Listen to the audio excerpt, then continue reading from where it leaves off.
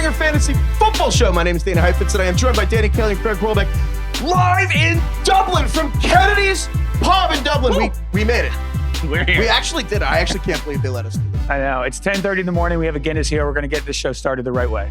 So we are going to go through the biggest games of the weekend, if we're being honest. Obviously, the biggest game of the weekend. Steelers-Vikings, Chiefs-Ravens, Packers-Cowboys. Micah Parsons returned to Dallas. Also, the Giants Our starting Jaxson have a new Dart. quarterback. We're going to go through.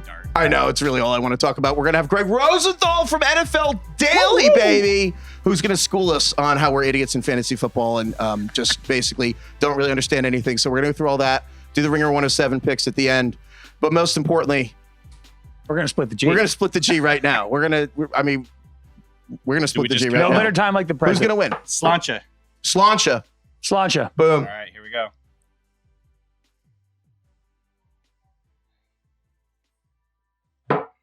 Oh, I suck. I suck. Heifetz got it. We all did. I split it a little. Oh, you guys didn't get it at all. I mean, it is 10:30 in the morning. That's, well, yeah, don't I say guess that. we'll need one more. We'll be right back. Yeah. This episode of the Ringer Fantasy Football Show is presented by Hyundai. The all-new Hyundai Palisade Hybrid proves that an incredible SUV is so much more than the sum of its parts. It's more than a spacious interior. It's more than being able to navigate difficult terrain. And it's way more than driving farther than you ever thought possible. It's the all-new Hyundai Palisade Hybrid. So much more than just another SUV. Visit HyundaiUSA.com or call 562-314-4603 for more details. All right, we are now joined by Gregg Rosenthal of NFL Daily. Honestly, you pioneered the podcasters coming to Europe for the NFL games. Be honest, you did it. We were the first. We were like Christopher Columbus, getting all the credit for something we didn't really do first. Okay, you started tough, but then you saved it there at the end. In this house, he's a hero. No, so we're going to go through Vikings-Steelers, obviously the biggest game of the entire season. There's no bigger game Game than of the year. Vikings-Steelers. Yeah. Rodgers, Wentz, the matchup everyone's been waiting for. Yeah. Greg, let's be honest. Yeah. This is a home game for Pittsburgh, is it not? It is. I was at the gate in Los Angeles, all Steelers fans there. I got to my hotel here, and there's 20 Steelers fans taking pictures outside. Like Ike Taylor is just roaming around like a leprechaun on like every street corner. I don't know what's going on. I haven't seen a Vikings fan. I mean, I've seen three. We all flew from different airports, and every single flight was filled with Steelers fans. They started a chant at midnight on my plane, "Go Steelers." It was like 80% Steelers fans. This pub we're in right now, Kennedy's, is a Steelers pub. Yep. It's all Steelers. At the end of the show, we'll do the Ringer 107 with the competition we do with the picks against the spread. We're going to go on Gregg's show, NFL Daily. Check it out. We're going to do picks against the spread. I'm going to spoil mine right now. The Steelers are getting points, and I'm like, I know. this is going to be like 90-10 Steelers fans. Yeah. Like if you just walk around, I've seen 4 Vikings fans, literally thousands of Steelers fans. Yeah. But What do you think Outside about this bar, as we were getting in, because you guys are big time, you closed down the bar for us to tape at 10:30. It's just a bunch of Steelers fans I couldn't get in. Were come up to me and they're like, "Is this the line to get in?" I was like, "I don't know." Like they're ready to go. if you're watching this video on Spotify, there are blinds we pulled down. There are literal people just outside trying to just literal. I can Steelers see a fans. guy This right guy now. right here He's just drinking a Guinness in a Steelers jersey. Hell yeah. He's wearing a TJ Watt jersey having a It's Guinness. so popular. It's 11 bizarre. a.m. What a stud. Craig, you're a Steelers fan. How do you feel about this game? Because on one level, the Vikings just won. What was it? 48. I don't even know what the final score was. 48 Yeah, to they killed 10. Cincinnati. Yeah. On the other hand, I'm like, Aaron Rodgers, TJ Watt, Carson Wentz. I really do think the Steelers are going to win, though. Yeah, this is a real vet game. You know, this is like a do your job. You're on the road. This is going to be an ugly 17-13 Steelers win, in my opinion. The Steelers are so funny. I feel like they are one of the luckiest regular season teams and the least lucky postseason teams. You know? Yeah. Like their turnover margin statistics over the last 5-10 years are just absolutely ridiculous in the regular season. This year, Steelers have 27 points off turnovers and they've allowed 0 points off turnovers. They're like the weirdest That'll team. carry. Yeah. This year, the Steelers have been outgained by their opponents by 417 yards, which is the second worst mark in the league, and yet they're 2-1. So yeah, I think this is going to be. I think that's going to continue. To be honest, I think Rodgers is like the Steelers' way is for Rodgers to throw for 180 yards and they win the game, and that's how the Steelers do it. Do I have to be the wet blanket here? Yes. Okay. I kind of feel like the Vikings are going to win. I feel like the Vikings defense is just too good. So right now, Vikings are number 2 in defensive DVOA, second against the pass. And if you remember, Haven't had a ton of tests. if you remember last year, Aaron Rodgers played a Brian Flores defense. The Vikings. The Vikings In Europe. in Tottenham. Yes. Did I say that correctly? Yeah. Did. And he threw 3 picks, including 1 pick six. Got Robert Saleh super fired after that game. It didn't go well. for Aaron Rodgers. You say Tomlin's going to get fired after this Well, game? I'm not saying that. But I do think it could make Rodgers' life a little bit hard. By the way, I want to throw some stats at you, Craig, and I want you to react. Aaron Rodgers right now, second in the NFL in touchdowns, which is great. That probably makes you feel good. He's also let him react. He's also what? Sorry. Whoa! Catch. Also, Okay. second worst quarterback per PFF grade so far. 36% success rate. Only Cam Ward is worse. I would do anything to have Aaron Rodgers sit with the PFF graders and go through every throw with him. Yeah. 5.1 air yards per attempt, tied for last. Yeah. Thoughts? Well, the thing that terrifies me the most is that the one thing, the Vikings actually have been a little bit susceptible against the run. Steelers can't run the ball. And also the Brian Flores blitz situation. Rodgers has been terrible against the blitz this year. When pressured, he's been really, really bad. I have more stats for you on Rodgers. Dead last in the league when pressured in completion percentage. And I think like 29th or 30th when pressured yards per attempt. Can you guess, by the way, who is worse than him? When pressured? Yes. Tua, no. Bo Nix. Bo Nix is dead last, and Cam Ward is the other one. That's tough. What do you think about this game? I am just hoping, because I'm a Rodgers hater, that it does go. Everybody is. That's the thing. It's paying Except off me. finally. And I just like their offensive line. It would be my number one concern. I actually think when Rodgers been protected this year, he's been good. But their young offensive line, which I thought was the path towards the Steelers having a surprisingly good season, that on paper, other than Broderick Jones, maybe, I was like, man, this group could be pretty good. They have some upside, and it does not look good so far this season. They are not helping him out at all, like run game passing. No, Broderick Jones, I think, is a disaster, and we have to give up on this. It was funny this week to see. Well, I agree with everything you're saying. The Vikings, just what they're doing on defense with the front seven, and like just how they're attacking offensive lines, and then also just the coverage rotations and everything is like they're doing pretty crazy stuff. But the flip side is it is like super strength with what Minnesota does on super weakness. I mean, the Steelers' leading receiver is Jalen Warren. He literally leads the team in receiving yards at running back. And then the other, but it's funny though, because the flip side is we didn't have to see Carson Wentz do anything against last week. It was 34-3 at halftime, I think. Like Isaiah Rodgers, it sounds hyperbolic, but I think that really was the best half any defender's probably ever had in a regular season game, like ever. Right. So Carson Wentz didn't have to do anything. Yeah. And I do think, I don't know, I do think this will, no offense to everyone here in Dublin, but I'm like, I kind of think this will be another like pretty ugly like offensive game on both sides. It's going to be a 17-13 yeah, I don't think Wentz is going to move the ball. I don't think Rodgers is going to move the ball. And I do think this is going to come down to fourth quarter defense. And I think that you're right the whole time. It'll look ugly for Rodgers. And then I'm like, at some point, TJ Watt's going to make a play on Carson Wentz. Both these guys are emotional because not only Rodgers flailing versus Minnesota last year, Wentz's last game versus Rodgers, not at the same thing, was when he got benched for Jalen Hurts for the Eagles. He never played for the Eagles again. So I do wonder if that's in the back of his mind. There's so many revenge games here. Yeah. There's a lot. Brian Flores versus Mike Tomlin, like one of the best defensive coaches in the league, like most innovative versus the guy who's least kind of innovative. So, kind of, yes. So you're right. Also, Rodgers wanted to play for Minnesota. That's where he wanted to go. Oh, yeah. He did want to go play. Just complete the Favre failing to get to Minnesota. Which, like, and I think every quarterback just wants to go to Minnesota. Caleb wanted to go. Like, I think that's Kevin O'Connell. Everybody's got a man crush on exactly. him. He's tall. Yeah. Okay, so before any other thoughts here? I mean, we'll get to a lot of Dublin takeaways and everything at the end here. Any other thoughts, one on this game, Greg, or just Dublin in general? Because been incredible. Thank you to Kennedy's. Thank you, everyone. Yeah, seriously. Any other thoughts on just Dublin this game?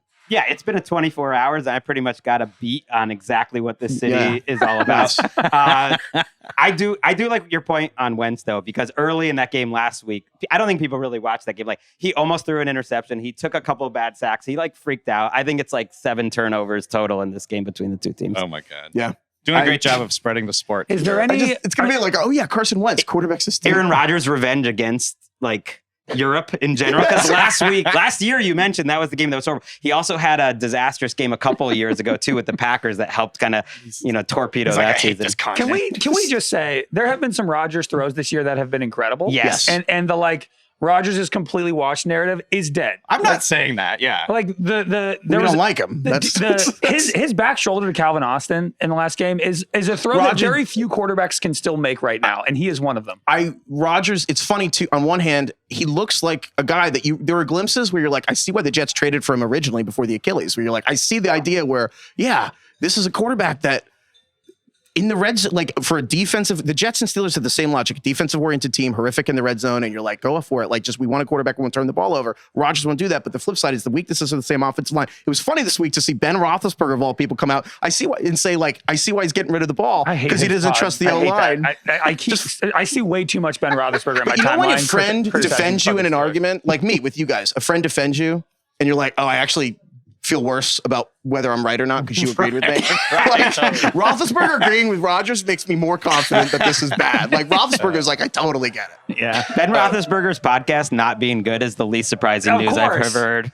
He's definitely just saying whatever he needs to like make the headline each week about the Steelers. And it's very obvious. Yeah. So with that said, we're going to go to the game of the year of the week. Yeah. Which is the Baltimore Ravens are at the Kansas City Chiefs. Ravens are favored by 2.5. Even though since Andy Reid took over, the Ravens are 1-6 versus the Chiefs. This is the first time that Mahomes has been an underdog in back-to-back home games ever. And so I want to just DK.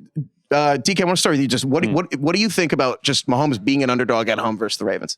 Just the initial takeaway. I mean, the initial takeaway is that you should bet on Mahomes in this situation.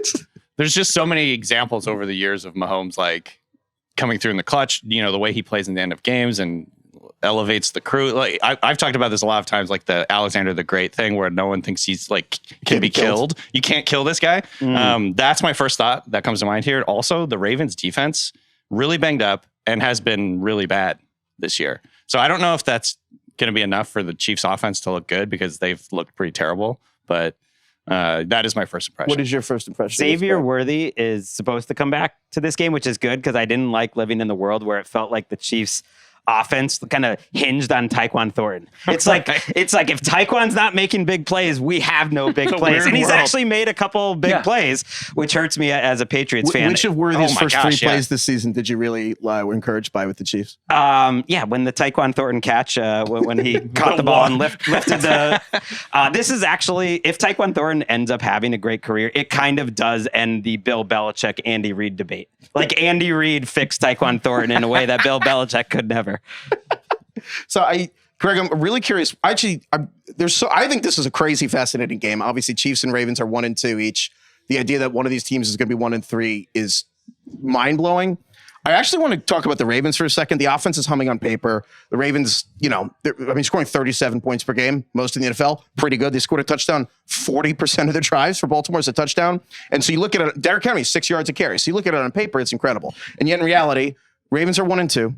Derrick Henry's fumbled 3 straight games after he'd fumbled 3 times combined the last 2 seasons. Yeah. And Lamar just took 7 sacks, and the vibes are horrific. And yet the offense is performing, in theory, really well. And the defense is also struggling. They were letting up, the most 415 yards a game. I think second most points in the NFL. So I'm curious, Greg, where are you at on Baltimore right now as a team that's like hyper efficient, destroying everybody, and also just losing? But they're kind of not hyper efficient on offense, even though they're scoring all those touchdowns. Like since the third quarter of that first game, their running game has been terrible. And DK mentioned it already, basically, that the Ravens rush defense is terrible. The Chiefs rush defense is also pretty bad this year too. So you would think Derrick Henry would get it going, but he's very boom or bust. It's either like a long run or he's getting stopped behind the line of scrimmage. I just don't know if like the Chiefs are the team to slow him down. Ultimately, like the Ravens offense is the one thing in this game that I trust the most. The only thing that the Ravens have been able to do against Kansas City is basically have Lamar run. Lamar as a passer has been really bad against the Chiefs. He's never thrown multiple touchdowns against the Chiefs. He's 1-5 against the Chiefs. But every time he plays them, he's averaging 80 yards rushing against the Chiefs per game. So I think that's going to have to be a huge factor.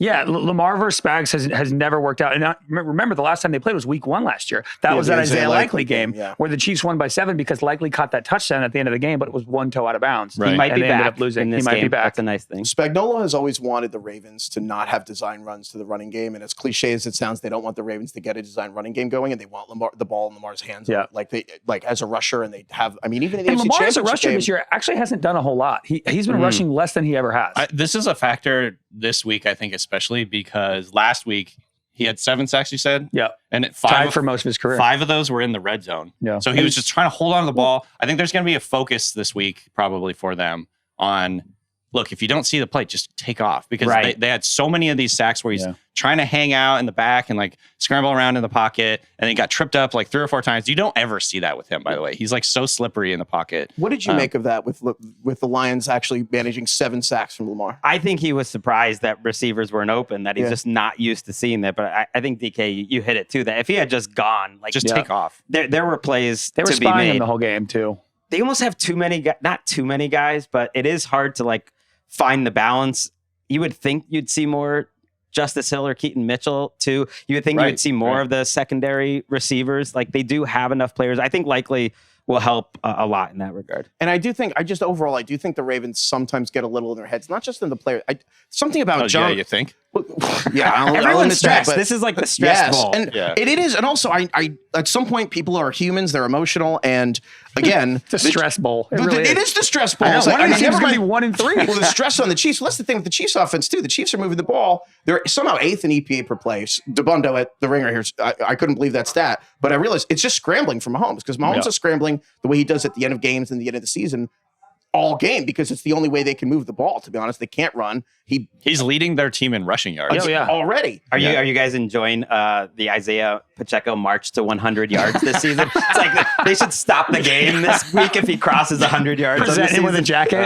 Like with LeBron when he's broke the scoring record. They stopped the whole game and then they lost. Yeah. We'll give him one of these hats too. There was a play in the preseason, I think it was, where he like took the ball, like bounced off a defender, bounced off another guy, then bounced to the outside, and then just got pushed out of bounds and literally went headfirst into a wall. And I was like, this feels like a really bad omen. DK hates Isaiah Pacheco. Yeah, you do. I'm gonna give you 2 so options. ridiculous. Yeah. 3 weeks from now, you're going to be on your show talking about either one of the 2 things. Ravens, you're deeply concerned about what's going on with this team. They've really not looked right since the first 3 quarters of the first game, and you're worried they might not even make the playoffs. Or the Ravens are clearly the best team in the league, and we all freaked out about they happen to play the Lions and the Bills in the first 3 weeks, and then look not great against the great Browns run D. And it just, versus the 2 best teams in the NFL, the Bills had a crazy comeback, and the Lions played an awesome game. They still put up 40 on the Browns. That's the thing. And so, what do you think is more likely, that we're overreacting to they happen to have played 2 of the best 4 teams in the NFL, or that they actually have issues? I had them winning the Super Bowl, so I'm going to cling to my take and be too emotional. And I do think that is more likely. Like they have more weapons than the Chiefs in this game, and their schedule, unlike like the Chiefs have the Lions coming up too. Like it feels more like the Chiefs. Even if they lose this game, I'm not going to go too crazy. Like I feel like they're going to figure it out, but figuring out might be the 6th seed, and you have to win 3 games on the road because the Chargers look so different now. Do you feel that way too, DK? Yeah. I think it is a lot of early season variance with these teams, and they're so good that you can, like for the Ravens in particular, they're so good they'll figure it out. They need to get healthy on defense. I mean, we have Kyle Van Noy is hurt. Everyone on their defensive That line looks like they're out. Right. Jair Alexander hasn't played since week 1. Ronnie Stanley might be out for this game, which and he hasn't done good anyway. If Derrick Henry doesn't fumble, they're 3-0. Yes. And also, it's Well like said. so random that he fumbled these 3 times, right? Like he'll figure That's it out. not random anymore, because the reality is he's now. You think it's in his head, but like I don't. It's feel not like necessarily in his head. It's that everyone. This is. It's not. I always think rocket science. I think it is the definition of random. It is. It has been random, but now he's a target because. Yeah. How do we tackle this guy? Massive. Have you seen him? Everyone is better at the peanut punch than even 3 years ago. Never mind 10 years ago.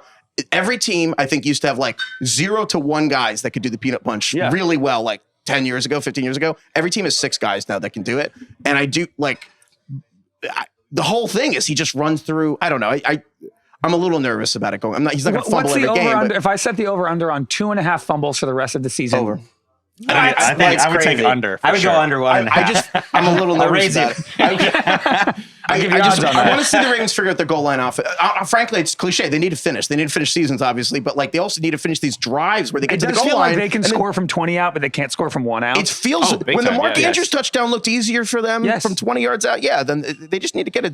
They need a second one offense and stop getting their own head. There's something about Harbaugh that he seems so stressed that it stresses the rest of the team out. Like the 2 coaches are so opposite. Andy Reid, I almost am worried it's too chill at this point. He's just letting things happen. Like, did you guys even know Travis Kelce bumped him on the sideline last week?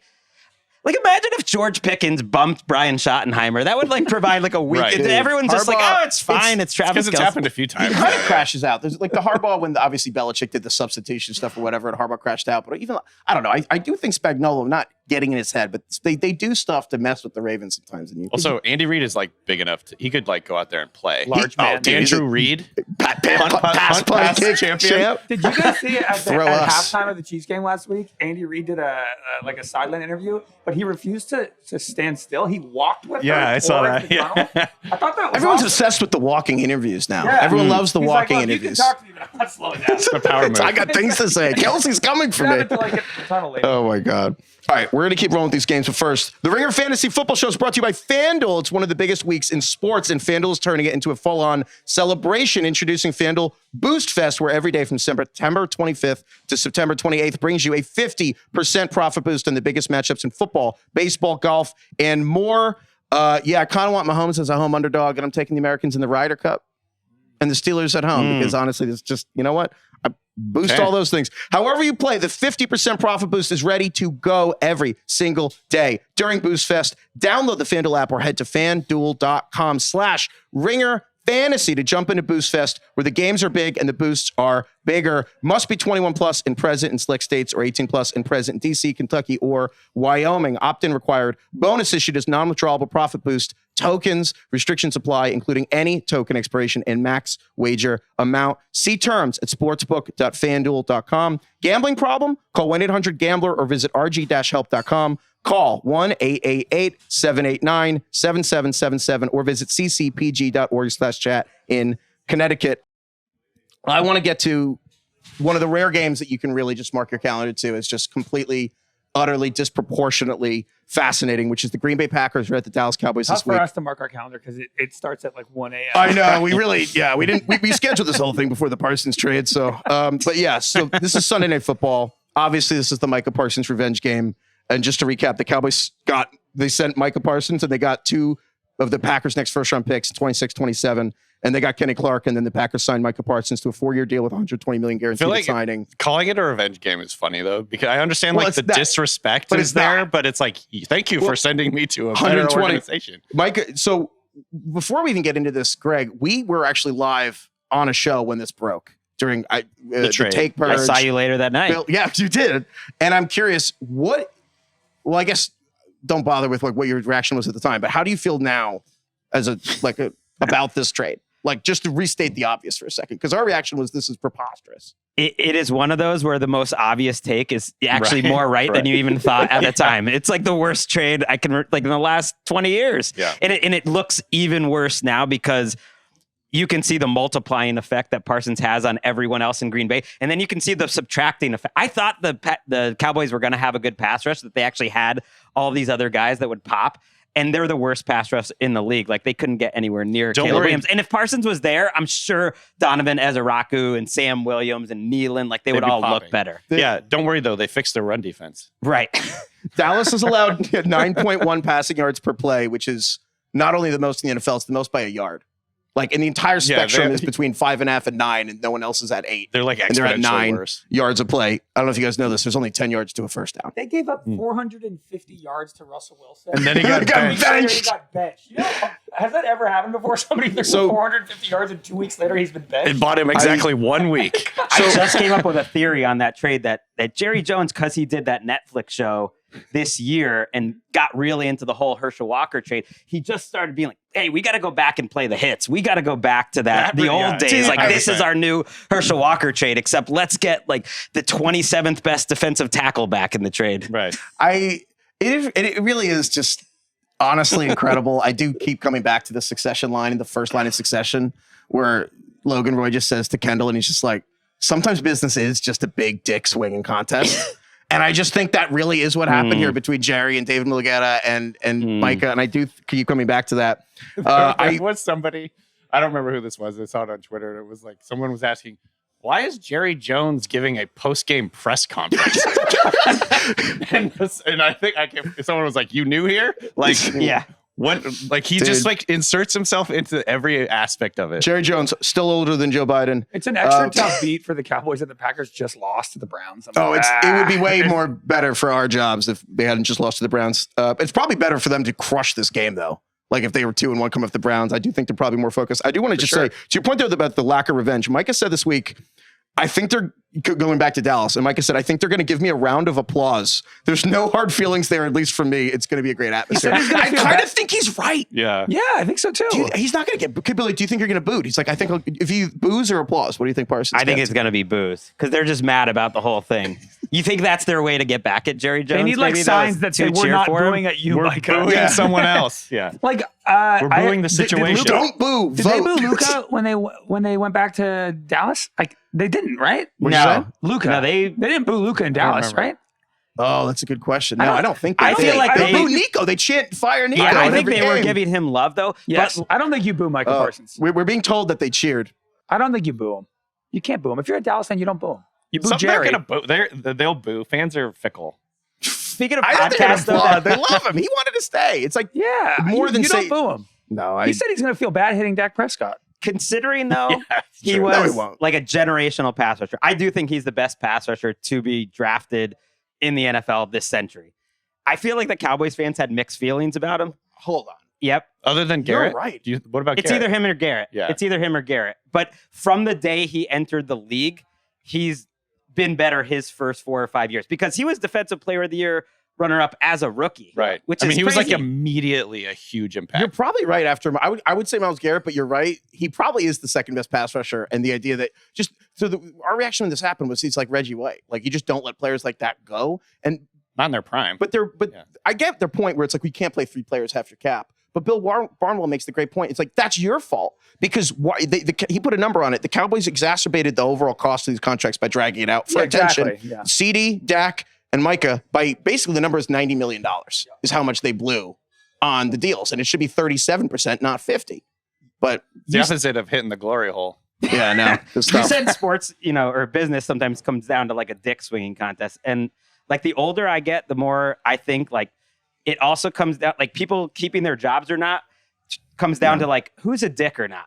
And Micah Parsons has a podcast, much like Ben Roethlisberger, except like people listen to it. And people in Dallas did not like that podcast. Teammates did not like Micah Parsons. Players- DeMarcus Lawrence did players not should like not Have you have seen podcasts. CJ Stroud splits before and after having a podcast? They literally, CJ Stroud got rid of his podcast because he was so bad. Dak. Stop. He was good at podcasting. Yeah, that's the No, point. he was bad. He He was was so bad bad on the on the quarterbacking. field that he had to stop podcasting. It's like Baker's progressive commercials, and you're like, then he's like, make them when you win. It's like all the Levis You commercials. need a Super Bowl Yeah. ring to start a podcast as a player. That's my opinion. You Yeah, always Super could Bowl read ring. between the lines when you listen to Dak and them talk about Micah, where it was like, yeah, we like great player, but Micah's Micah. That's always a problem. Uh-oh. he could be defensive player of the year second when you're a rookie. You could do it. We even mentioned so the Cowboys are banged up. So the line is 6.5.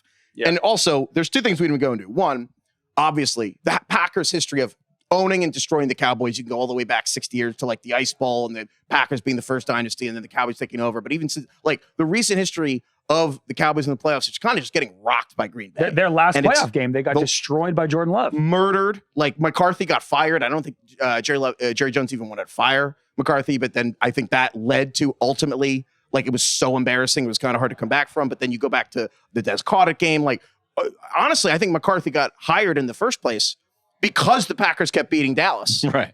and then McCarthy got his ass kicked by Dallas in the playoffs. Like the last 10 years of Dallas in some ways got wasted by Green Bay. And so now Parsons gets sent there. And I kind of think Green Bay is going to come in and rock Dallas because looking at this game, CeeDee Lamb is a high ankle sprain. He's probably, he's going to be out. Tyler Booker, the right guard, also has a high ankle sprain. He's going to be out. So TJ Bass is at right guard. Cooper Beebe broke his hand. So it's going to be Brock Hoffman at center. TJ Bass at right Brock guard. Hoffman. The Cowboys O-line is pretty Brock bad. Yeah, Hoffman. Brock Hoffman. He's an anchor on the Channel 12 He News. sounds like he's in the movie Anchorman. Bob Loblaw Brock from Arrested Hoffman. Development. Yeah. I don't know. I mean, Greg, is it? I mean, again, you mentioned the obvious take being right. Is the obvious take that the Green Bay will once again just kick the shit out of? 6.5 is kind Sorry. of low. You think it's low? I agree with you. Yeah.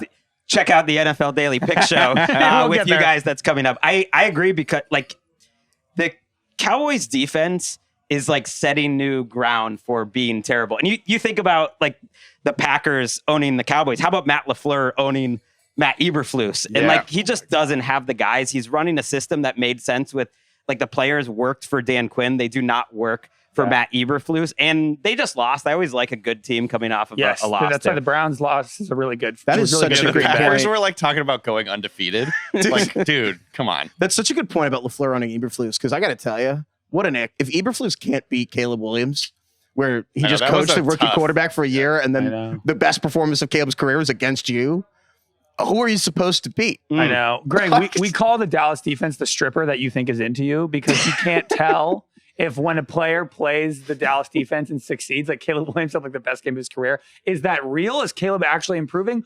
Or are they just playing the Dallas defense?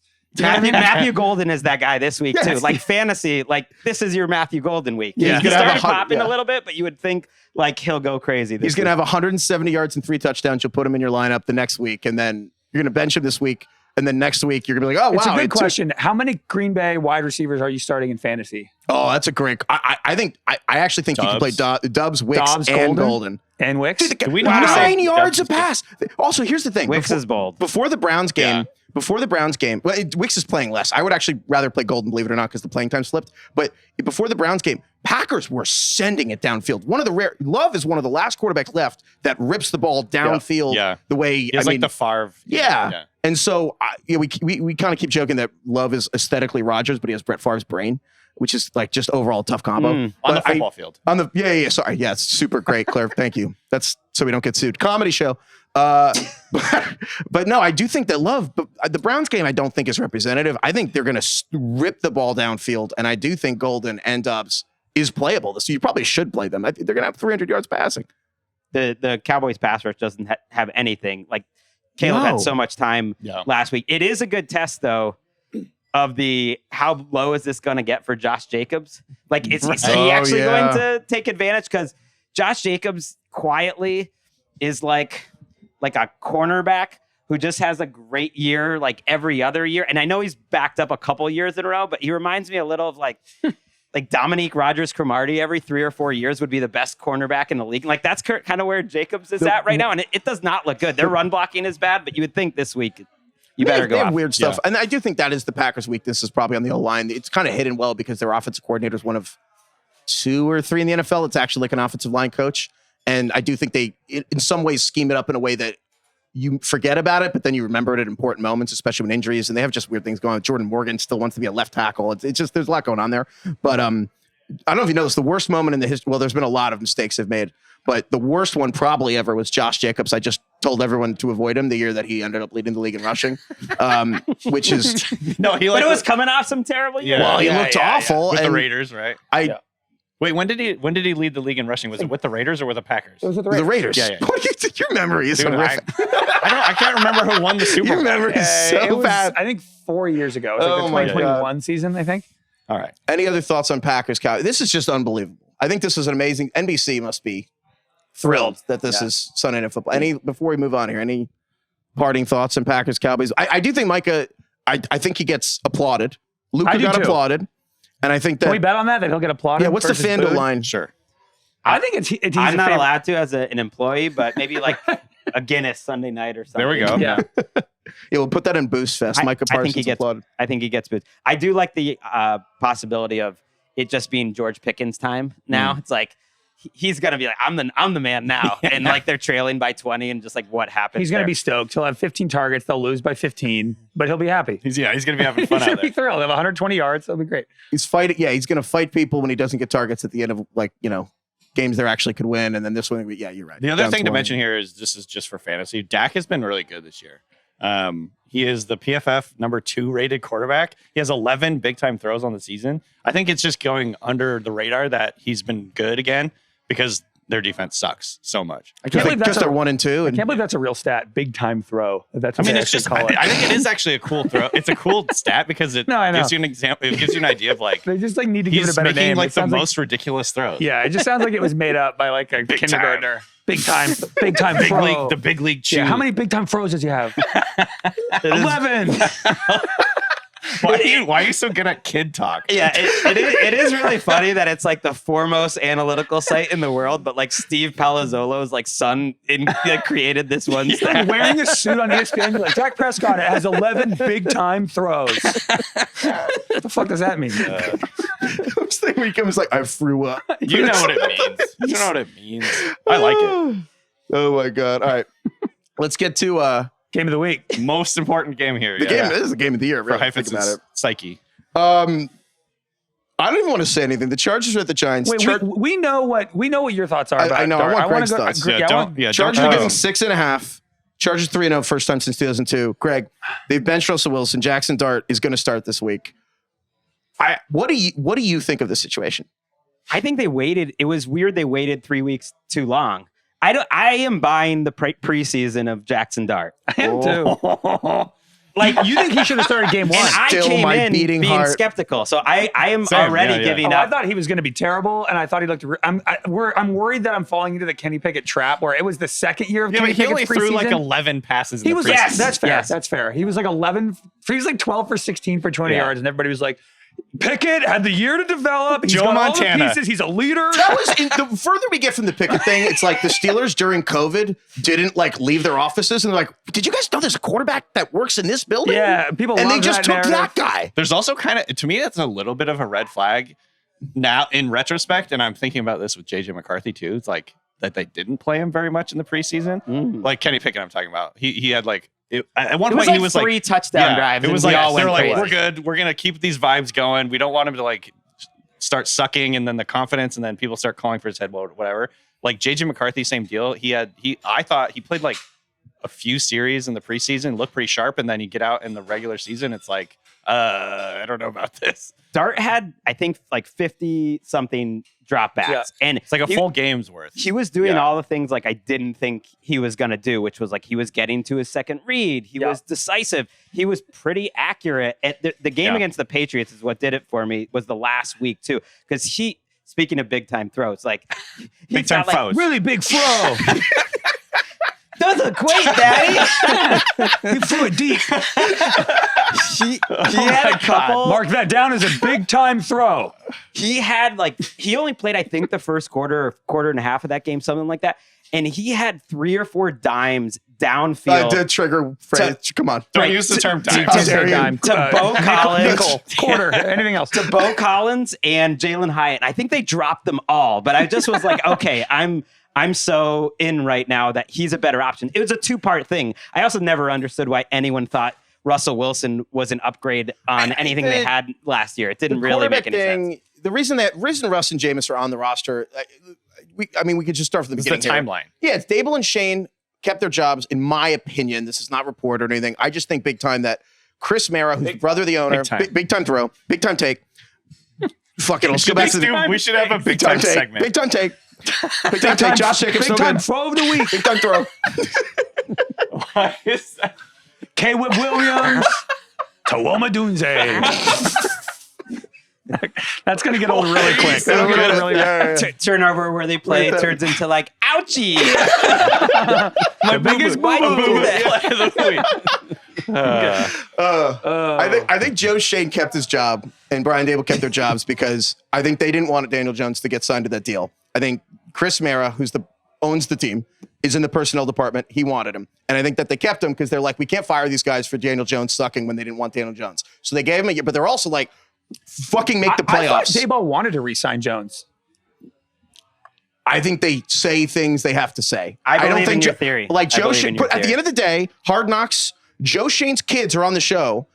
Like in the office talking about, I want Jaden Daniels. I want this guy, Drake May. They didn't want Daniel Jones. Yeah. Let's be honest. Kids saying shit that are like 8 with their parents. What do you think Joe Shane's coming up to the office and talking about that his kids are in his office saying, I want different quarterbacks? Do you think that he's a huge fan of Daniel Jones, that they're talking about this? Like, I'm just reading the tea leaves here. Like, why would they keep him if he signed this deal? Clearly he said, I don't think we should. And they did it. In my opinion, the simplest answer is Joe Shane didn't want to do it. They did it anyway. Cause again, Chris Mara, runs the personnel for the Giants and he owns the team. So, and he was there when Daniel Jones was When it drafted. gets going. So with that said, you come into the season and they're like, having said that, fix the quarterback position. So they're like, okay. And they come and they're like, we would veterans, we would want Stafford as a trade market, maybe Rodgers. Then they're like rookies, Cam Ward's going to take in. We're like, do Dart, Shador. They obviously want a Dart and whatever. But in the free agency, in case we can't get those guys, we'll sign Russ, Jameis. Hedging. Russ is the fall guy for Jameis. And if we can draft a guy, then Jameis is. And this is exactly what happened. They ended up getting Dart. They didn't have to trade that much to get him. So that to me, that's the long answer. But that's to me why Russ is on the team. But Jameis is better than Russell Wilson. I agree with that. I can't explain that. Minus the turnovers. I do think the turnovers, generally speaking, I've always felt Jameis has to play for an offensive coach because a defensive coach could never handle the volatility. Yeah, right. I also think, frankly, they were trying to avoid exactly what happened, which is the bad record to start the year, immediately fighting for your life in the playoffs, and like you lose this game and the season's over. The Giants, you know what I mean? And so I think that's what they were thinking, but I agree. Fundamentally, I am trying to be vulnerable here and like be still my beating heart and thinking I actually kind of do want Dart to be good. I kind of do think he's going to be good. Of course. I do. Obviously, I want him to. I actually want him to be good. My quarterback. No, I'm saying like good. I want him to be good immediately. I wanted to believe that what I saw in the preseason against Buffalo. Yeah. And like I am going to flip the fuck out if he's awesome. My fear is I'm a little. This to me is like not worst case scenario. Maybe I'm just being nervous, Nelly, but I'm like, they're throwing him against a Chargers defense that looks unbelievable. Jesse Minter. It feels impulsive and like they're not following a plan. It feels like the plan is save my job. Like, you know, there's a Family Guy joke where he pulls Stewie out of the car. He's like, all right, they're out of the hospital. And there was like, all right, bud, time for you to save this marriage. And then they walk in the house. And I'm like, it feels a little bit like this, like, yeah, I want him to be great. I'm also like, this feels to me, time for you to save this marriage. And they walked in, and I'm like, it feels to me like it's like, all right, Jackson, like, yes, no pressure, bud. Just save our season, my job, everything. Go and beat the Chargers, who look like they are just cutting edge on defense, doing incredible shit. And if you don't, we're 0-4 and can't make the playoffs. I do think Dart feels ready for the moment, at least from a personality standpoint. He does feel like he has that kind of. He's got, to me, like when I watch him, he just feels a little aloof in a good way, where he's like, he like doesn't actually realize the gravity of the situation, which is a good thing. He's like, I'll just rip it.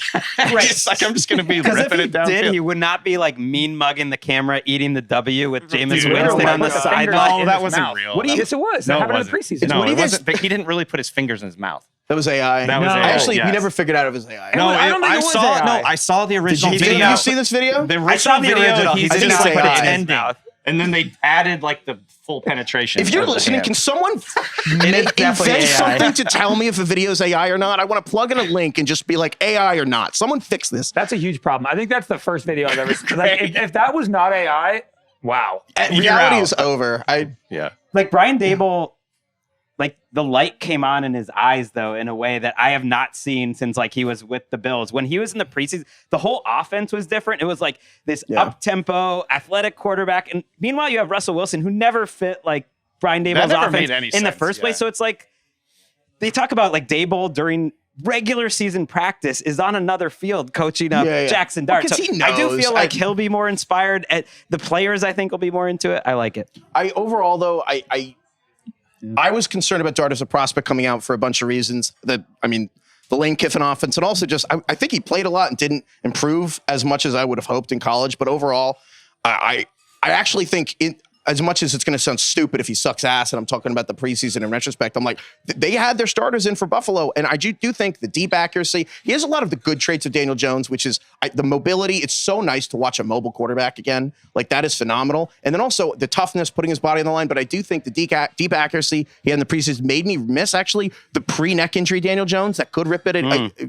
No one talks about Daniel Jones before the neck injury. Had a really nice deep touch, and I would like to see that again. I am deep down really hopeful that this will work, and I kind of think it will. I'm just a little freaked out that this is going to be Chargers, a Saints sojourn, and then it's Eagles, Broncos, Eagles, and I'm like, this could Dart looking awesome in the stretch is going to change my life, and Dart looking horrific, I'm worried we'll get everyone fired, and then they're going to be in the cycle. You should just not expect him to look off. I'm a believer in if the quarterback's good, he's going to be good, and it doesn't matter who he's playing, and like if he's going to be a guy, he's going to be a guy, and it doesn't matter if you play him in week 4 or week 7 or week 10. You'll know if he's good. Okay, everyone said this last year, too, about, you can't start Drake May for the first time against Houston. How dare you do that? And you know what? Their coaches were a mess. They won one game the rest of the year. But everyone knew that Drake May was good. So, Dable might get fired still. But it's fine. But as long as Jaxson Dart is good. Did I tell you guys that I randomly watched Bills Ravens in the playoffs with Jaxson Dart and his father for some reason. What? Definitely not. Please tell this That story. did not come up. Yeah. Daddy Dart? He was at NFL Network for some reason. I think he was on the morning show. Okay. And then I think he was just invited to just hang out the rest of the day. And we watched the game in like a theater room. So it was like me and Chris Rose and Daniel Jeremiah and like Maurice Jones-Drew and Jaxson Dart and his dad just watching Were you guys Bills chatting? Raven. Yeah, he was a good hang. Was you he? know, like there I was wanna there- know. no What was maybe Did you like- ask him about why he Was he he was going to locked name in, or Jackson? was he? They weren't as locked in as I kind of wanted them to be. I'm like, I'm prepping for was- the he biggest was, game like, of the on year. TikTok? No, they were cool. They were cool, but we were just like talking and everything. They were great. That's so funny. What's Jaxson Dart's dad's name? I Well, don't the remember. brother's name is Diesel. Yeah. You know, they were going to name Dart. Jaxson Diesel, He and it didn't look popped like out. a They're like, he diesel doesn't look enough. like a diesel. Yeah. So they named the brother Diesel. It was one of those things where like if you just like interview a player for like a couple minutes, or in this case, watch a game with them and they're cool. They're like, oh yeah, he's got it. He's cool. Yeah. What's your best case scenario? Do you want Dart to be good and then to fire Daboll? Or do you want Dart to be good and they keep Daboll? I want him to throw for 400 yards, run for 2 touchdowns, look like an absolute revelation. I want him to be. Do you want Daboll to sign a 5-year contract if Dart's awesome, or would you rather Dart have a slow start, they get rid of Daboll, bring a new coach in, and then start the new chapter? I'm an idiot who believe. I'd rather Dable succeed and it work. Yeah. And I think Dable's been handed some bad cards, and it was like, if Dable's maybe able to get Dart to play well, I don't want to fuck with it. I don't want to overthink. Yeah, it. the best case scenario is that he plays well and they keep Dayball, because early career turnover at coaches is like one of the most obvious ways that you can fuck up a quarterback's career. many If years Dart is is it- good, is it Giants are in such better spot than the Commanders, because the Giants, Dexter Lawrence, Abdul Carter, even if Thibodeau leaves in free agency, Dexter Lawrence, Abdul Carter, and Brian Burns, and Andrew Thomas, Jaxson Dart, neighbors, all under 27. How long has Daboll been there? 4 or 5 years? Too long. It's been 3. This is his 3rd season. No. Fourth. At No, least. sorry, Has 4 to be season. Sorry, 4 season, 3 straight openers without a touchdown. First time since the Lions went to World War II to fight the Nazis. What's the longest? It's like, what is the longest time it's taken for a coach to be good and stick around? Like, I feel like it's pretty rare that a coach has been bad for 4 seasons and then they begin a new dynasty. They made the playoffs. That was the thing. Is he They had the did, one win. And that was the worst season of the 10. right because they had that in their back pocket. I think that's helped them. Bought them some time. Because You know I what agree. we If they see? win 5 or 6 games, but Jaxson Dart is good, you still get a high pick. You keep everyone. It reminds me a little bit of the Browns. At first, you guys asked me to come up with some like half-baked takes or We're whatever. gonna do that. We'll do that. And one of them in my head was like, you absolutely do not, have to hand it to them. The Browns, the organization that traded for Deshaun Watson. You don't have to give them any credit. But it might still work out pretty well, actually, now that you look at this rookie class, that they kept Andrew Berry and Stefanski together, because I actually think they're kind of building something. And ultimately, like, to get it back to Shane and Dable, that's better, like, if you can have some continuity. And the Giants have a lot of good young players. It's a great Screw point. Andrew Berry. And I will say, we joked. We were at the combine. I know you thought we were at the combine, and we called him an energy vampire, like from what we do in the shadows, of the energies who feed off other people's energy. And I turn, and they're like tapping the shoulder. I turn around, Andrew Berry's doing an interview next to us. I was like, oh my god, he's right there. But the last thing I'll say, and the crazy thing about we've never really talked about this, but the Browns insured his contract, so insurance company is going to charge him back for the cap. Long story short, so they're going to get away with it anyway. Theme. We're going to go through. We're going to get away. I don't know. Theme. Yeah. Half-baked takes. Yeah. We're going to get to that real quick. This episode is brought to you by Verizon. The new iPhone 17 Pro just dropped, and honestly, why would you get it anywhere but Verizon? With the best 5G network in America, you can catch every play, every game, no problem. New and existing customers can get the new iPhone 17 Pro, designed to be the most powerful iPhone ever, with eligible phone trade-in and unlimited ultimate, any condition guaranteed. Best 5G source, root metrics data, United States, first half 2025. All rights reserved. Additional terms and conditions apply for phone offers. See Verizon.com for details. All right, we're going to get into some half-baked takes right now. Yes. Not full-baked. I want to make that important. These are half-baked takes. These are big-time takes. Yeah, these are stodgy in the middle. Stodgy, yeah. Big-time takes. DK. Mine's not even really a take so much as a realization that if you love something, you have to let it go. And then maybe it will come back to you. There's a saying or a song about that. It took me to actually, in my heart, physically give up on Caleb Williams after week 1 for him to actually be good. And now I'm starting to think he might actually be good. It looks like the guy that I thought he was going to look DK's like. at the strip club right now.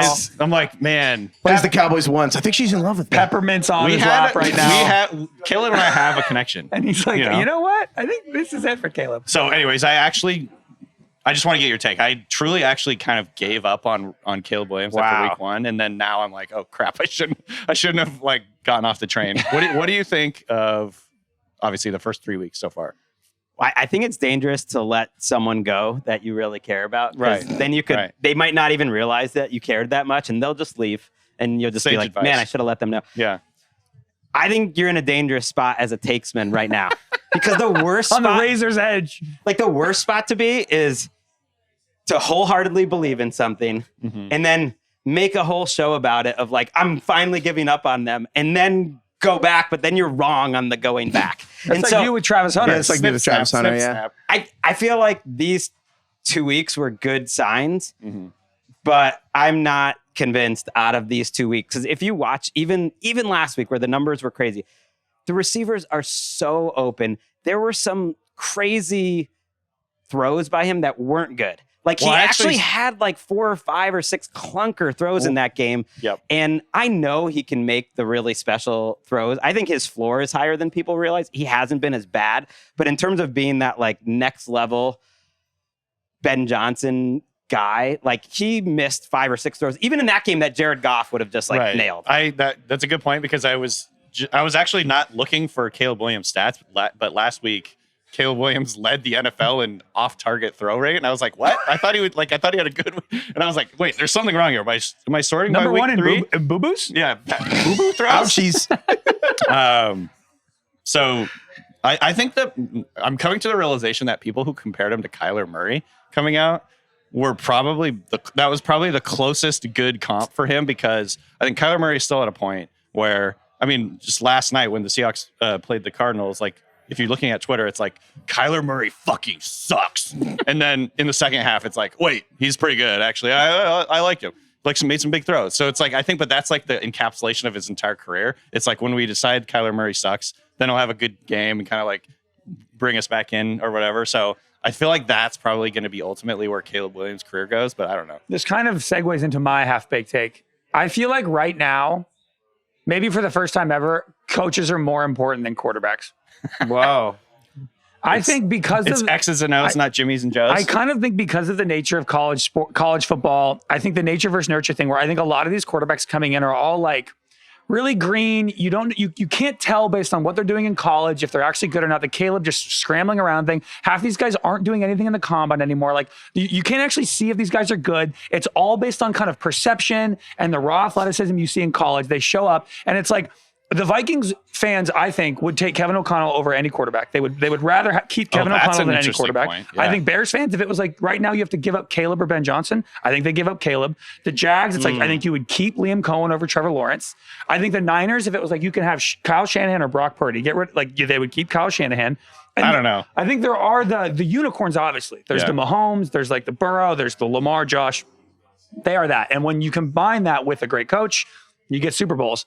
But I'm starting to think now that, like Greg was just saying, like these guys are fucking wide open for Caleb. And it's like, that's Ben Johnson. And you can get a guy like Jared Goff, who's a good quarterback, maybe not an elite quarterback, but it's more important now to have the coach that can scheme up these guys to be wide open than actually finding the like Peyton Manning at the line of scrimmage, changing things. Like those guys aren't as common anymore. That's my half-baked It's a big time fro. That's a big time fro. What do you think of that, Greg? I like it. I'd push back, but you made the right exception, which is the unicorns. Of course. You just, like, Herbert, for instance, I would much rather have than Kevin O'Connell. For sure. I agree. Even that level. But there are probably only 6 of those quarterbacks at any given time. Right. The only thing I'd push back is, like, that's always true. It's not like there was some age where there was just great quarterbacks all over the league. There's always, like, 5 or 6 But I think teams makers. now are able to, like, there are awesome offenses with mediocre quarterbacks now. And it's because of these unicorn play callers. And I think that's what the difference is now is like Minnesota, Sam Darnold can throw 35 touchdowns with Kevin O'Connell now, which is different. It's look, it's the same. It's probably this, honestly, at some level, the exact same conversation as the NBA, which is, or in baseball, if you want to win one game and it's about starting pitching, it's probably all the same thing where it's option A is an unbelievably talented person at the most important spot, whether that's a superstar NBA player, whether that's a Lamar, Josh Allen level quarterback. Like, that's absolutely number one. But in the absence of that, infrastructure, environment, like it's not just coaching though, it's offensive line, it's receivers, it's the defense, everything around it is built to elevate or drop a quarterback's success. And you look at who is a better example of this to me than Jared Goff, who now looks like someone who could play till 40, and Jared Goff is unbelievable. And in a system where you've invested a crazy amount in offensive line, hit on all your picks at these skill spots, and have an offensive play calling infrastructure that obviously, it's not like Ben Johnson was 100% or 0% now. It's obviously he built something that can last. Yeah. And like Jared Goff looks like a sub MVP caliber player in that kind of ecosystem. And he also looked cooked like 4 years ago. And that was with Sean McVay. Yeah. And I think that's someone who also, even now, when he goes to throw off platform, looks like he couldn't play in college football. Never mind NFL. And I think and that to me is kind of a metaphor for the whole thing. Bo Nix is similar to me with that, where it's like when his feet are set, looks great. Yeah. Would And when they're on, it looks Broncos like fans would ass. take Sean Payton, right? Well, Yes, Broncos fans would take Sean Payton. I think to bring it with Caleb back to this conversation, the idea, he was one of the best quarterback prospects of the last X amount of years, that you thought he would be that unicorn. I do think it's like early to rule that out. Like if you think about Jared Goff, like where was Jared Goff at this point of his career? Like first year with Sean McVay, just starting out.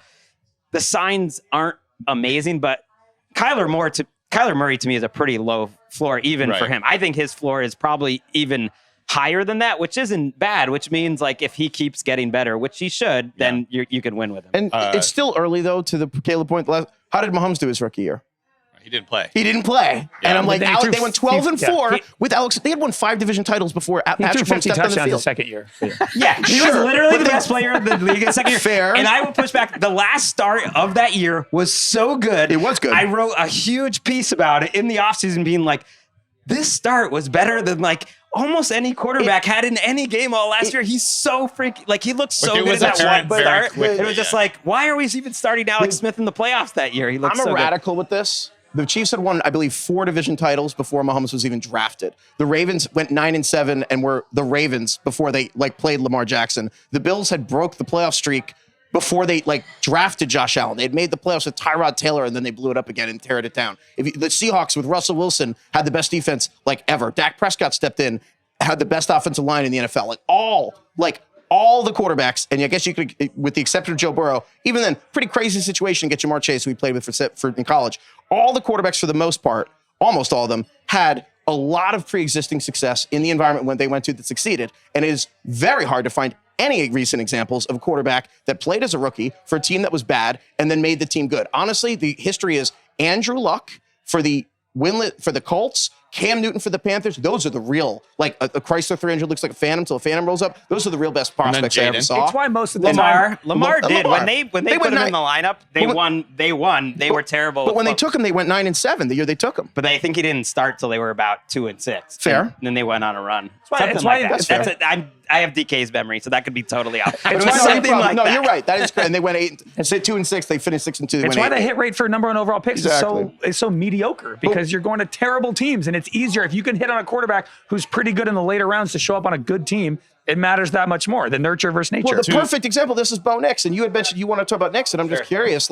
These are pretty good examples. Sean Payton, Nix at the Broncos. What is your half-baked Nix take? It was a 2-parter, but part 1 is that at some point this season, Sean Payton will lose his mind on Bo Nix. That this is a relationship that so much was built up into, and the early days were so magical and romantic that they were in the honeymoon. And that right now we are seeing the beginning, maybe not of the end, but them just starting to see when they wake up in the morning, what's happening here? You're not quite the guy that I thought. I'm noticing weird things that annoy you about me, or annoy me about you. You're like, last night at the bar when it was dim, things looked pretty good. Yeah. Now, not so much. Because Nick's the last couple games, Sean Payton's out there scheming up wide open receivers. First couple games, he's letting Bo Nix Nix is trying all this crazy Mahomes stuff. I mentioned the numbers under pressure, dead last in the league. When he's gotten under pressure this year, and even sometimes when he isn't, he's just he has too much energy. You can almost like see he's getting like freaked out. And just knowing Sean Payton's history, I just feel like you saw them like kind of yelling at each other again on the sideline. Like, if this continues, there's going to be some sort of like deep sourced Broncos reporter in week 14 that like starts ragging on Bo Nix. And the source is Sean Payton. I do think kind of the alchemy of their personalities. Bo Nix is a little bit more fiery than I thought he was. Like, he will talk back to Sean Payton. He's a little bit more of like a Disney movie villain because he looks like one. He does. But his Central personality casting. also kind of acts like one. Like, he's kind of shit talking his receivers. He's yelling at them. He's yelling at Sean Payton already. It is weird. I didn't realize that he was such a kind of like a fiery individual at quarterback. He's just like way more much of a shit talker than I thought he was. He is dead last, I believe, in PFF grade. You can take that as you wish. I don't know where he ranks in big time throws. Big time throw rate. But to the point, I do think I do kind of. It's never this simple, but I do just think if you look at some of the ones he's missed, I'm like, yeah, when he tries to throw off platform, it's kind of ugly.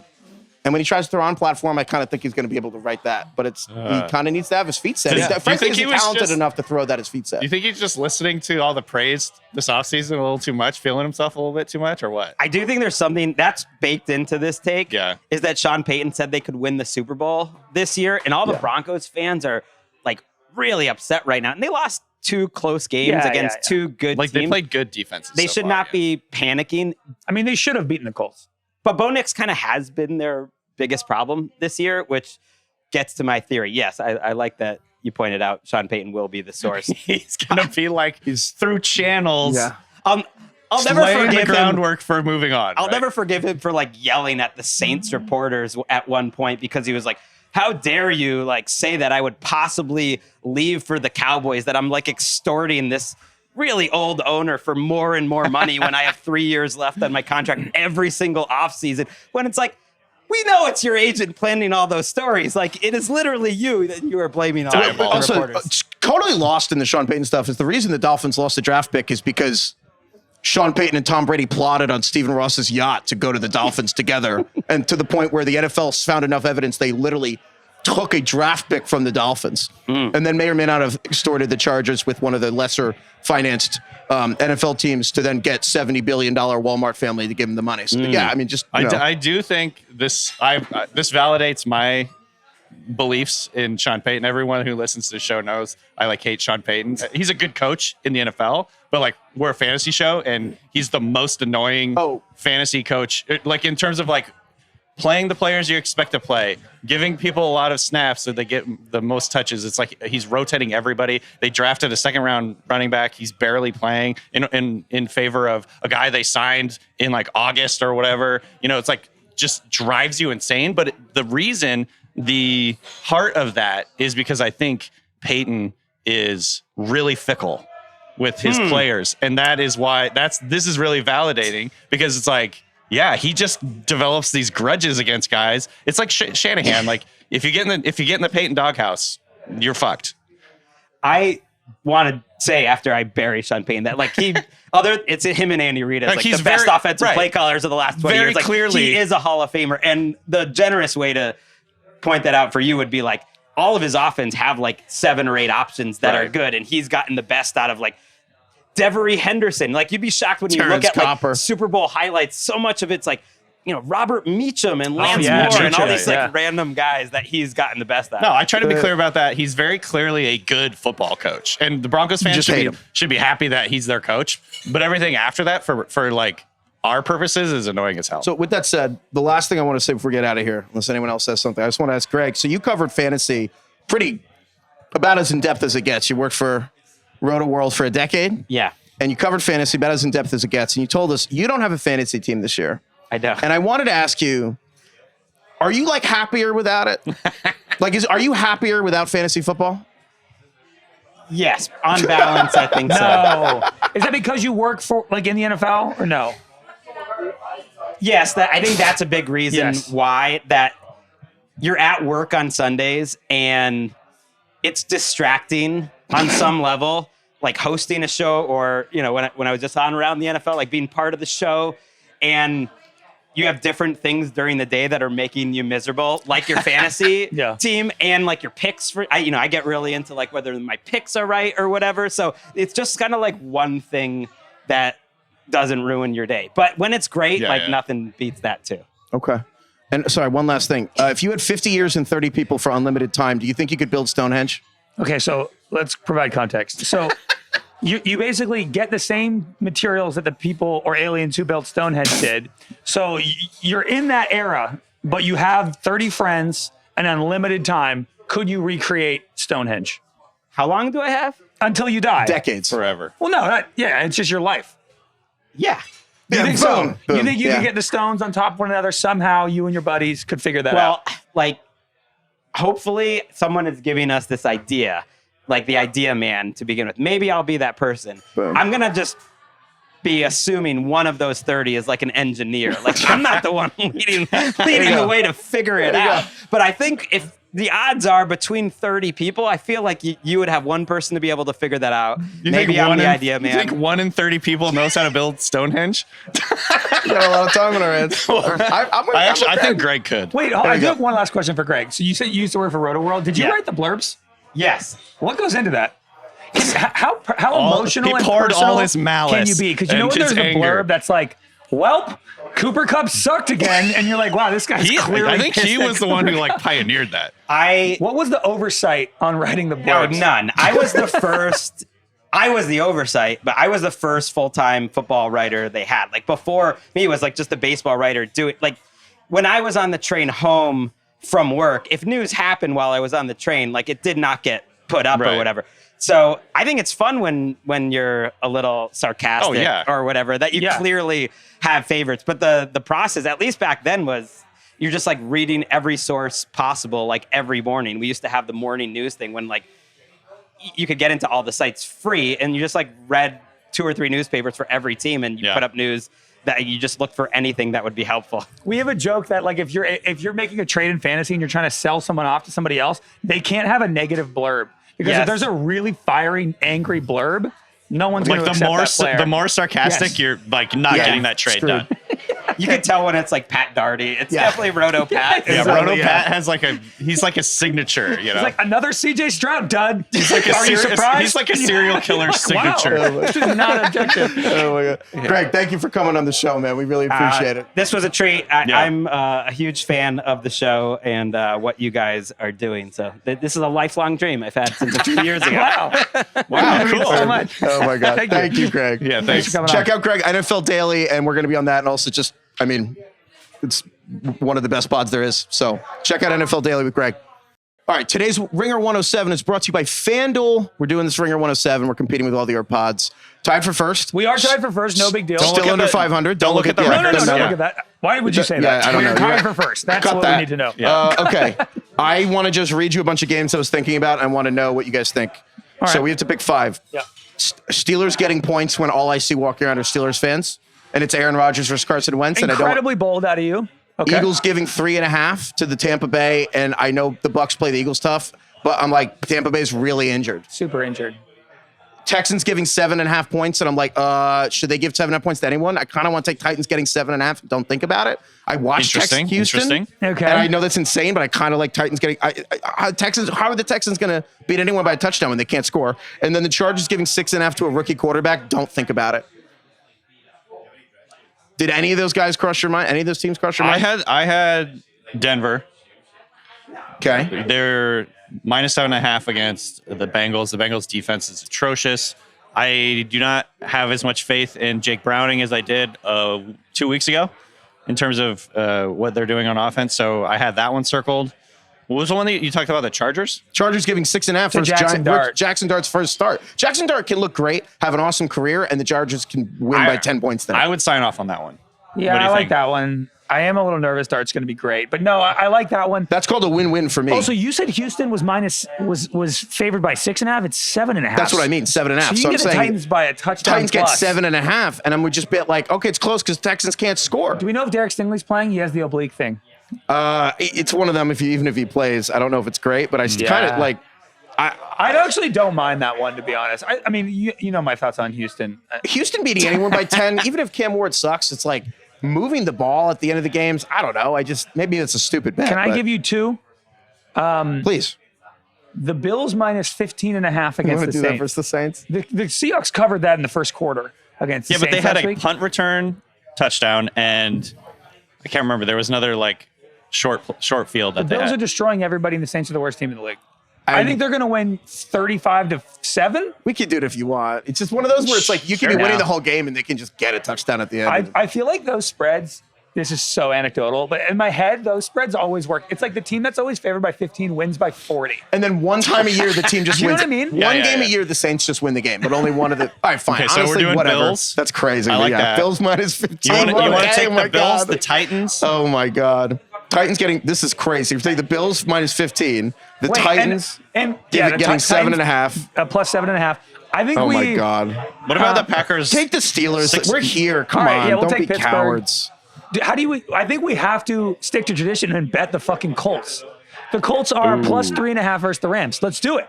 Do it until they burn us. They're getting a field goal and a half. Let's do Just it. bet on dimes. Just All right, keep fine, betting on the fine. Oh my God. So what's the fifth one? Well, they're plus 3.5. They've only punted like Do 3 you want to do times. the Eagles giving 3.5? I feel like the offense woke up. I really do think what happened at the end of the game is going to stick and the passing game is going to work. And I'm like 3.5. I love the Bucks. The Bucks playing really No hard. Mike Evans, Chris Godwin, maybe. Baker and Hurts are just Wirfs, fun. maybe. Wirfs, maybe. But man, I know, I'm like they I got like that one.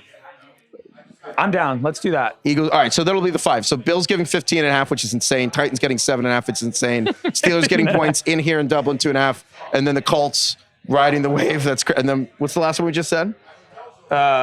Eagles. Eagles, and we're not doing the Chargers. All right, fine. Screw you guys. Well, do you want to swap Eagles for Chargers or no? Oh yeah, I think we should. Really? What do you think? If you have to pick one of those two. Let's not bet against Dart. Fine. All right, Let's fine. enjoy Dart. All right, fine. Bills, Let's line Titans, up a Steelers, Dart. Colts. Okay, Fine. all right, we'll do those. All right. We're enjoying All right. Dart. Today's Ringer 107 is brought to you by FanDuel. Odds subject to change. All right, so anything else in Dublin before we get out of here? We have another show coming Sunday. Yeah. We're not going to, reminder for people, we're not going to have a waivers episode this week. It's going to be attached to the Sunday one. We'll Yeah. be back for Power Hour. We'll have Monday episodes the rest of the year. The only other thing I wanted to say about Dublin, so the Guinnesses, I was told would taste better, different in Dublin, in Ireland, and they do. Yeah. I'm They having a do. second. I'm like, you cowards. Great. Can I tell you? Somebody just brought me a second one. I and know. I was like, "Ah." That guy Sure. was, shout All out that guy. Can I tell you guys one story I learned about Dublin? Okay. So it's been really interesting to be here, obviously walking around. I've never been to Ireland before. Same. I've actually never been to another English-speaking country, They actually. gave us these hats. Kennedy's Pub Oh, gave us yeah. these hats, No, by the way. really? Shout out I bought Kennedy's this from Pub. home. Shout out to Kennedy's Pub. This Yeah. has been the best. It's so Amazing- hospitable. amazing pub. It's They also gave honest- us breakfast, which was Gave delicious. us breakfast, these cool hats. Yeah. Guinness. You come to Dublin, come to Kennedy's. Creamy pours. I have to tell you guys a story. Creamy fucking pint. Jackie and I, Jackie's here too. We walked around St. Stephen's Park yesterday. It's in Dublin, and they have all these little plaques telling the history. And there was this thing called the Easter Rising, like an uprising in 1916. It's obviously there's like a whole history here in Ireland about that stuff. And I'm not going to get into that, but I want You to don't tell you know it, yeah. there was a whole thing where basically there was this Irish volunteer force that was pinned down by English forces that were like, they had a Lewis machine gun on top of a thing, and there was this whole thing they had across the street. There was like a resistance that was kind of holding down the park. And I wanted to tell you guys about this because I couldn't believe this is on a plaque in a park. This is like official. And they were like, every day during this conflict, there was a ceasefire twice a day For Guinness. so that one man could come into the park and feed all the ducks in the park. No. I swear to God. Twice a day they had a ceasefire, and they talked about how this guy came in, and I think it was like weeks. This guy, and they were like, "There's a real chance this guy was going to get shot doing this," but both sides agreed every single time to let him feed the ducks in the park. Wonder how that Love that. started. Like, I what was know. how was that? What I was day couldn't one of believe that? it. Was he running through during the war and being everyone's like, hold, wait, what's this guy doing? Is he on your side It's or our like side? 1917 with the run in the trenches, yeah. but it's just to feed the goddamn ducks. Man. Anyway, I just thought that was factoid. truly, in the true sense of the word, unbelievable. Dublin's been really fun. We've only been here for 24 hours, basically, but But I feel like we've lived a whole lifetime I here. know. we've bopped around. We've had a great do. time. DK, Carlos, and I had the best taxi driver Oh my of all God. time. The most Irish man. Exactly in what the you world. would think of if you think of a Dublin taxi Yeah, driver, right? older Like, guy, lived here his whole life. Yeah. Really strong accent. I could hardly understand what he was saying. Taught us. he's calling everybody a gobshite. Gobshite. What does that even mean? I don't even want to know what that means. We literally asked him, we said, gobshite, what does that mean? And he goes, you're gobshite. And we were like, got it. I now know. And what it then means. we also is- asked him what the crack means, and he's Yeah. like, "Yeah, it's like the crack, Having a crack. having a What crack." does that mean? It's Like everywhere. right now, we're having a crack. Beer? No, A but crack, like, a crack can be. today- It's a very versatile Is it word. written in the bathroom of today's my been hotel? crack. Well, maybe that's for a different reason, but Oh. today's been crack. You know, It's we're been having the a crack. We're having the crack. Yeah. It's a versatile term, from what I understand. That means having a good time, hanging with the lads, as you will. What I've noticed, Guinness from the source versus Guinness in America, two things. One, cream your head up top. You know what I mean? Totally. I know you're into that. Secondly, you've known that, Craig. Secondly, I think the biggest thing, honestly, is in America, you get like the tinny, metallic aftertaste. Not here at all. Like the chocolatey coffee kind of bitterness is just rides throughout. There's no metallic tinniness at the end that usually sits in your mouth. Yeah, I agree with that big time. Also, I don't know if you noticed, but I think the cups here are more substantial. The Guinness, in the US, the Guinness cups are a little like... Are these 20 ounces or 16? Well, I don't know if they're bigger, but I'm saying they're like, the glass is more substantial. Yeah. That's a good call. What's the over-under on Guinnesses you're having this week? It's 26. I don't know. I've already had 4. You got to get moving. Oh, my God. All right. Thank you, DK and Craig. We have a lot of people to thank for this trip. Thank you. Honestly, thank you to everyone at The Ringer for sending us. Thank you to Bex and Carlos who are here making the show with us. Thank you to Greg for coming on the show. Yeah. I mean, dude, thank you to Rob and everyone here at Kennedy's. Thank you. Shout out Kennedy's Pub. Shouts out Kennedy's. In Dublin. Steeler Bar. Thank you. Yeah, Steelers. Shout out to Michael McQuaid, the king of Irish football. Shout out to Sonny Meta, the NFL. Yes. Shout out everyone, anyone, all the people who sent us Dublin recommendations. Thank you. They were incredible. God. Yeah, we got a million recommendations. Thank you to everyone. And thank you to everyone for listening. Like, this has been so much fun. And we're going to be cool around to Friday, Saturday. We're going to the Guinness factory later today. So we're going to put a ton of stuff on social. We got to move Instagram, Ringer, YouTube, it's TikTok. more than 26 now, actually. Yeah, we're going to see how many beers we can get down DK's gullet. And of course, thank you, Lord. Thank you, the Cranberries. Oh, dude. He's in The your best. head. Wait, is that them too? Yeah, Zombies. I was thinking of You Have to Let It Linger. Those that's are a the good two big song. You songs. have to let it linger. I think Cranberries, Good singing, boys. Zombie is an all-time cover. Like covers, there's just like a playlist of Spotify of just covers of Zombie. It's amazing. I like when you can tell where an artist is from by their singing, because oftentimes Sometimes you can't. The accent disappears a lot. But Yes. I love that with the Cranberries, you can really tell they're Irish. Zombie. Yeah. Yeah. Have to let it linger. You know Linger? I'm such a fool for you. You got me wrapped around your finger. Man, Do you that's have Do you have to let it linger? You have to. We're going to keep going? I can't do it anymore. He's There you having go. a good time. Cheers. You guys got to catch up. No, What is Slancha. it? Slancha. Goodbye, everyone.